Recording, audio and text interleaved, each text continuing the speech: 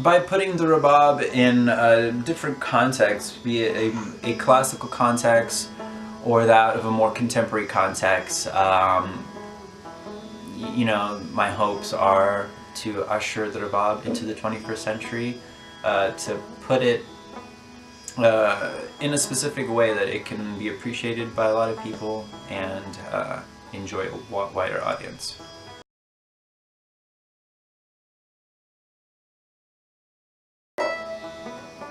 Newest album is set to be released in March. In April. It's more of a collaborative effort. This time I have different featured artists that I'd admired, and a few of them, you know, I haven't even worked with beforehand. So just a culmination of everything that I've learned so far, and have been able to kind of work out in this new type of genre thing that I've been kind of carving out for myself. So an expansion of everything that I've done previously, and what it feels like to be like the most complete artistic statement to date. So I'm super psyched about that. And again, hearing the Rabab in a context that has not been heard before.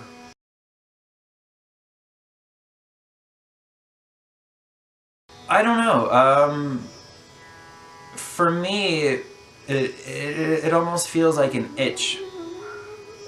You'll go some time, and then you'll just get like this itch. And it's like, okay, it's time to get it out of your system, I guess, because whatever it is something that has accumulated over a certain amount of time. So for me, I hear this music in my head. It'll be a duration of time that'll pass, and one day I'll be like, you know, I have enough for an idea now. Yeah, following everything that I'd done in the past 2 years, and itch came back last year, so I spent the last 8 months working on it.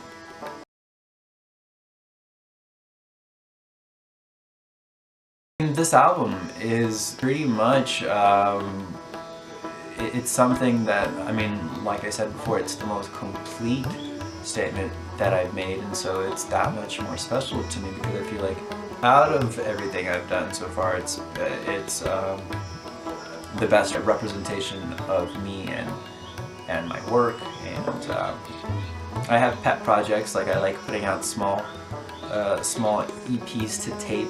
I have one that I'm putting out very soon for the second leg of this tour that I'm on. Yeah, they're all special. They're all my babies.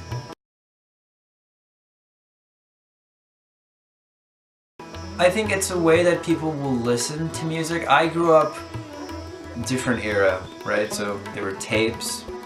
There was no, like, this was before CD. No fast forwarding and no skipping. Well, I mean, there was fast forward, but like, you know, you would have to put a cassette in and you would just listen to the whole thing. And then you would flip it over and you would listen to the other side. I just feel like people aren't listening anymore. And so this is a way to, you know, at least one of the aspects is that you're having to listen to music in the way that it should be listened to, and that's, you should, you know, it should be attentive and specific to my stuff. Like, they're all kind of conceptual in like presentation, and so it benefits from having to listen to it in one sitting.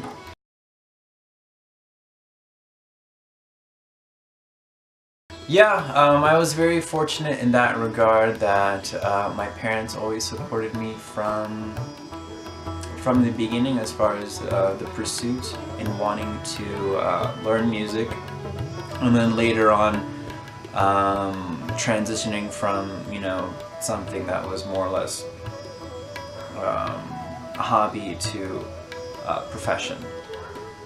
So yeah, I lucked out.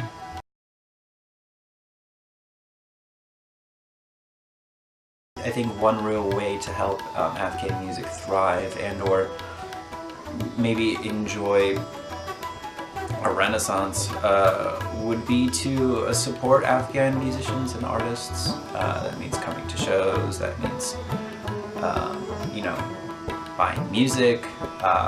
Unfortunately, I mean,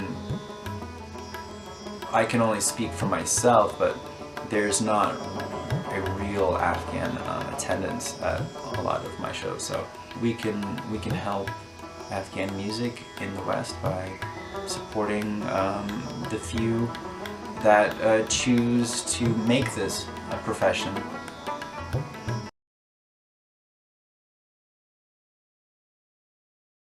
Yeah, it's totally possible, and you know, not just something that is specific for Afghans, but just to anyone. Is that if you want to do something in art or anything, just make sure you're doing something new.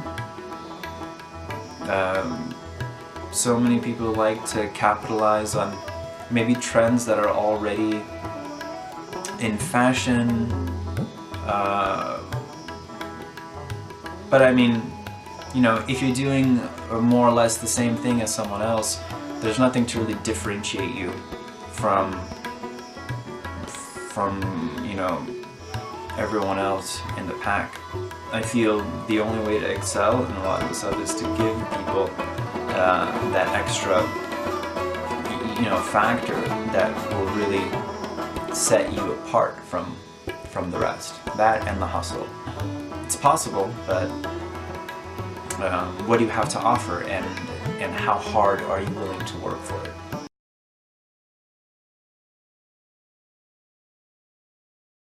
Next week I'm headed out to Utah. I have 3 dates in Salt Lake City, Rose Wagner Theater, a lecture down at BYU, and then the Mormon Lady Library.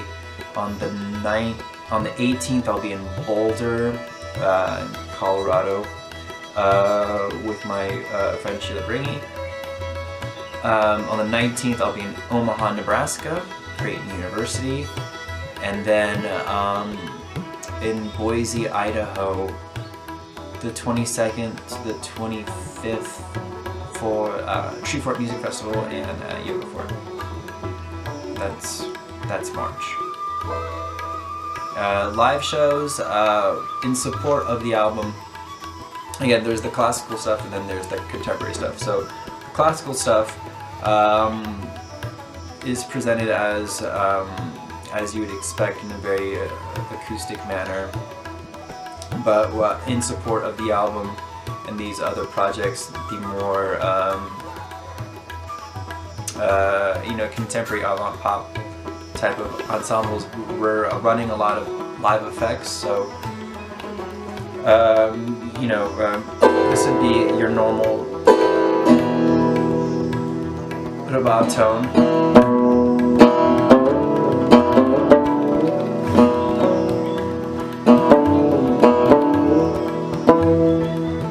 Then we have the option of, you know,